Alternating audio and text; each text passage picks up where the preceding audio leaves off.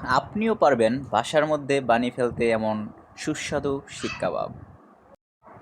প্রথমে আদা রসুন ব্লেন্ড করেন। আমার এগুলো ব্লেন্ড করা আছে এই জন্য দেখাচ্ছি না। সাথে ধনেপাতা, কাঁচামরিচ, পেঁয়াজ এগুলোকে ব্লেন্ড করে নেবেন। তারপর এগুলোর মধ্যে বিভিন্ন মশলা যেমন ম্যাগি মশলা দিয়েছি আমি, আপনারাও চাইলে দিতে পারেন। পরিমাণ মতো হলুদ দিবেন, পরিমাণ মতো জিরা দিবেন।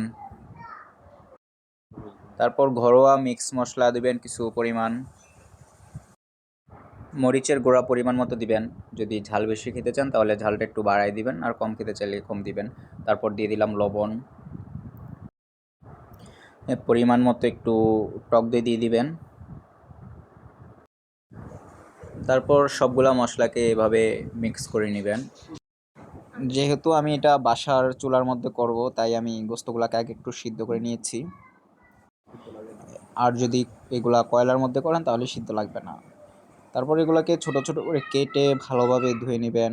তারপর এগুলোকে একটু চেপে নেবেন, এগুলোর পানিগুলা ঝরিয়ে। তারপর হচ্ছে যে আপনার যে মিক্স করা মশলাটা ছিল এটার মধ্যে দিয়ে দিবেন।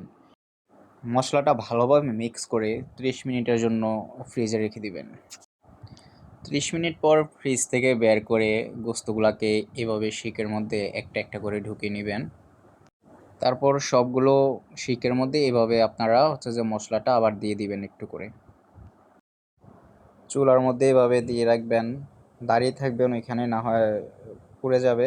আর খেয়াল রাখবেন যাতে চুলাটা বেশি এভাবে বেড়ে না যায়। খুব অল্প দিয়ে রাখবেন হিটটা, যাতে খুব সুন্দরভাবে এগুলা ভিতর থেকে হয়, না হয় পুড়ে যাবে। আর কিছুক্ষণ পর পর এভাবে এভাবে ঘুরিয়ে দিবেন। এই যে দেখতে পারতেছেন আমাদের শেষ ফলাফল এইরকম হবে শিক কাবাবগুলা।